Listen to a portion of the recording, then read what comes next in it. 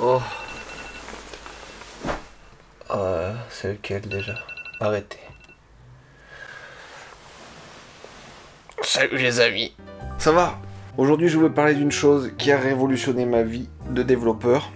Alors attention, c'est pas l'alarme de téléphone le matin, c'est pas les IA, là, les chats GPT et tout, là, c'est bon, on va prendre une pause de ça cette semaine. C'est pas non plus ce genre d'outil bien sympathique qui vous permet de vous automasser. Et si vous avez une compagne ou un compagne qui peut vous appliquer ça dans le dos, dans les reins, partout, vous avez pas dans la... Oh!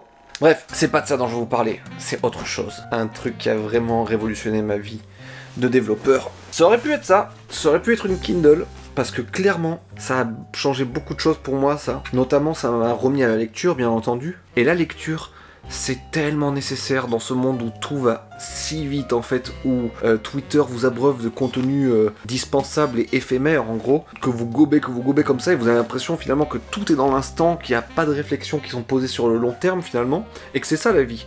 Mais en fait, quand vous reprenez le plaisir de lire, quand vous lisez des ouvrages qui ont été écrits il y a centaines d'années, des dizaines d'années, ou même qui a été écrit l'an dernier, mais qui a pris à son auteur plus de 6 mois d'écriture, c'est un type d'œuvre complètement différent et qui trigger des trucs intellectuels bien différents dans votre crâne. Donc franchement, la lecture, c'est vraiment chouette. Mais c'est pas ça qui a révolutionné ma vie de développeur dernièrement. Et alors le truc qui a encore moins révolutionné ma vie, c'est cette énorme merde là. Ce genre de lampe à la con là. Avec du sel là, qui s'effrite et qui tombe sur ma table de nuit en permanence. Regardez ça, je fais ça là, il y en a 10 000 qui tombent. Le truc, il a cru quoi? C'était du sel pour saler une carbonara là? Bref, ça c'est de la merde. N'achetez jamais ce genre de merde, ça sert à rien. Je sais pas ce que ça fout là, ça prend de la place sur ma table de nuit. Bref, levons-nous les amis, levons-nous. Mais alors, si c'est pas ces trucs que je viens de vous montrer, c'est quoi? C'est cette petite light là que vous mettez là, tous les barres LED là que vous accrochez sur vos écrans et qui fait cette belle lumière sur votre bureau? Non, c'est pas ça.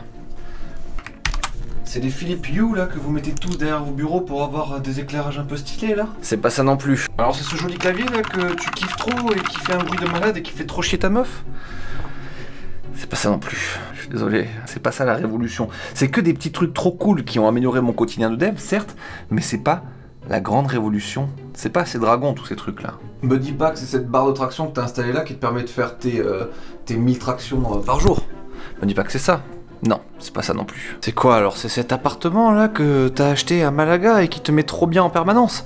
Mais en quoi c'est une révolution de développeur ça? Mais c'est-à-dire que non, c'est pas ça. Ah ça y est, je crois que j'ai capté. En fait, tu faisais référence à cette chaise Herman Miller absolument incroyable qui prend si bien soin de ton séant, Benjamin Code.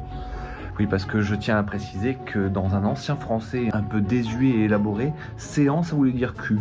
Voilà, Benjamin Code ça reste une chaîne où on apprend pas mal de choses intéressantes. Mais alors si c'est pas cette chaise qui est assez dragon, je dois vous l'avouer, c'est peut-être cette borne d'arcade fabriquée par mes petites mains.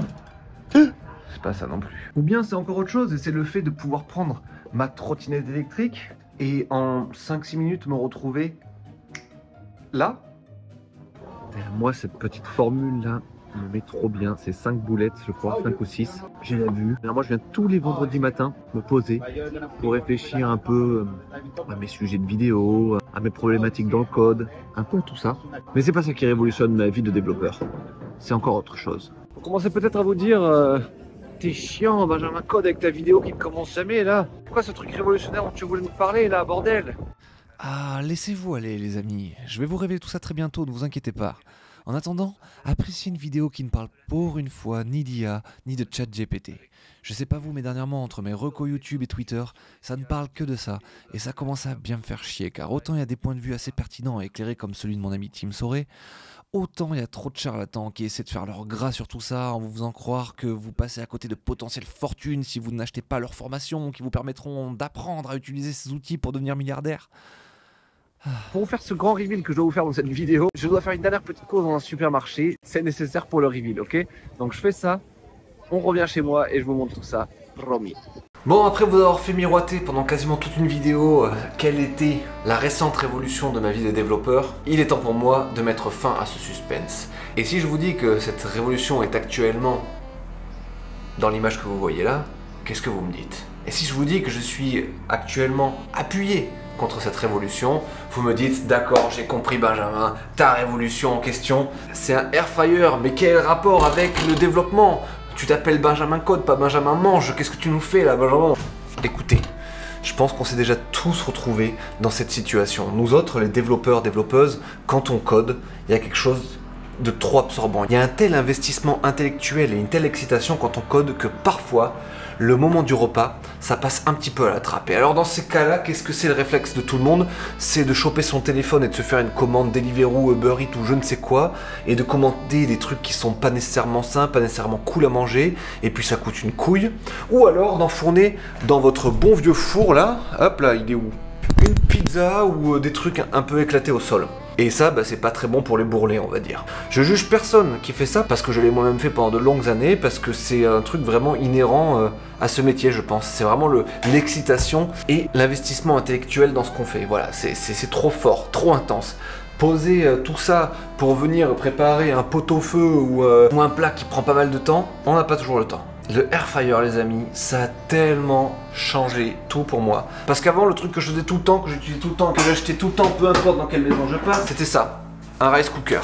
Rice cooker pour moi c'était l'outil absolu. Tu lances le riz pendant que tu es en train de coder, paf, le truc fait clac, le riz est prêt, tu bouffes, c'est parti. Tu l'accompagnes avec ce que tu veux dans ton frigo et c'est bon. Et maintenant, si vous voulez, j'ai vraiment l'impression d'avoir trouvé le pendant du rice cooker, mais pour à peu près tout le reste de la nourriture. Mais pour ça, je vous propose qu'on lance le air fryer parce que le temps que je vous explique, on va cuisiner un petit truc parce que j'ai pas mangé et justement, j'ai la dalle. Donc, tac, là vous l'allumez, ça ressemble à une station spatiale, c'est beaucoup trop beau, ça me plaît trop.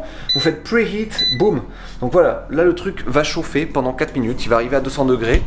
Et pendant ce temps-là, moi je peux choper des petits trucs que je veux faire. Donc en général, moi ce que j'adore faire avec ça, c'est du chou-fleur. Voilà, on va dire que ça c'est la quantité de chou-fleur que je vais manger ce midi. Je vous montre comment je le prépare hyper rapidement. J'ouvre la cuve là, en gros. Hop, je coupe ça en plein de petits bouts. Vous allez voir à quel point c'est rapide. Et en plus, ce qui est cool, c'est que moi, le chou-fleur, de manière générale, c'est pas un truc que je faisais avant, quoi. Parce que j'avais jamais d'idée de comment le cuisiner. Je savais pas trop comment faire. Et depuis que j'ai l'air fryer, bah, c'est des nouveaux légumes, c'est des nouveaux trucs que j'achète assez souvent. Parce que y a des recettes trop excitantes à faire avec, qui sont très bonnes. Donc voilà, là si je vous fais un plan sur mon chou-fleur, il est littéralement coupé en plein de trucs, d'ailleurs ça fait beaucoup. Je balance un peu d'huile d'olive comme ça sur mon chou-fleur. Voilà. Je rajoute un peu de sel, un peu d'ail en poudre, un peu de paprika, un peu de poudre d'oignon. Hop. Tu tournes et retournes, comme dirait le chef Jean-Michel Dumas. Là-dedans, il y a un pré-mode qui s'appelle Veggie, 170 degrés pendant 10 minutes. Bah, je dis vas-y copain, on fait ça. Et en plein milieu, quand on arrivera à 5 minutes, il va sonner pour me dire viens me remuer s'il te plaît, s'il te plaît. Et là je viendrai le remuer et ce que je ferai c'est que j'en profiterai pour aussi glisser mes croquetas avec. Et comme ça, au bout de 10 minutes, j'aurai tout mon truc de prêt.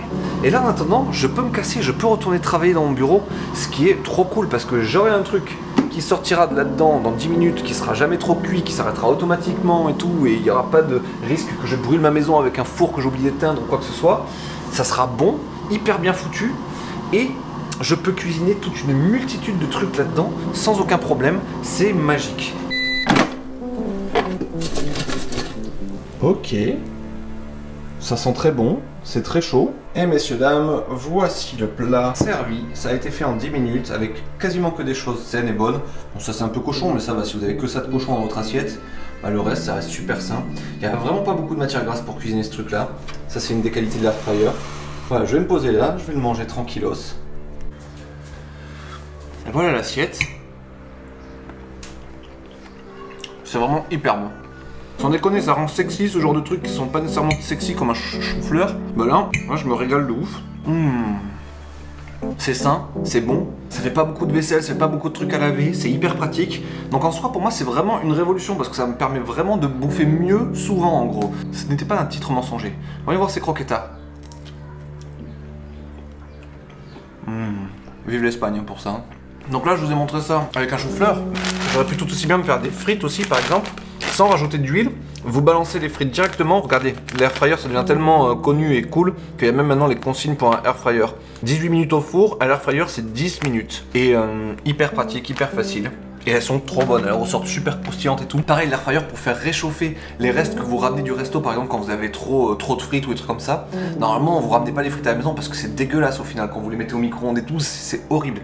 L'air fryer ça leur donne une deuxième jeunesse, elles ressortent ultra croustillantes, presque encore plus croustillantes qu'au magasin. C'est de la dinguerie, moi j'aime beaucoup trop ça.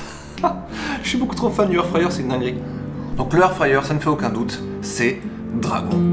Le air fryer, c'est cool, ça fait bien à manger.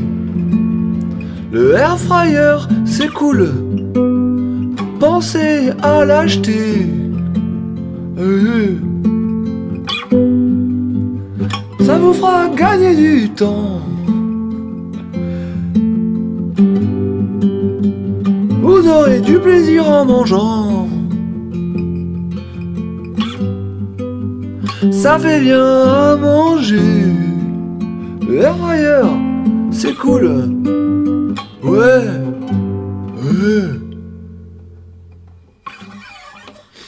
C'était la chanson du air fryer.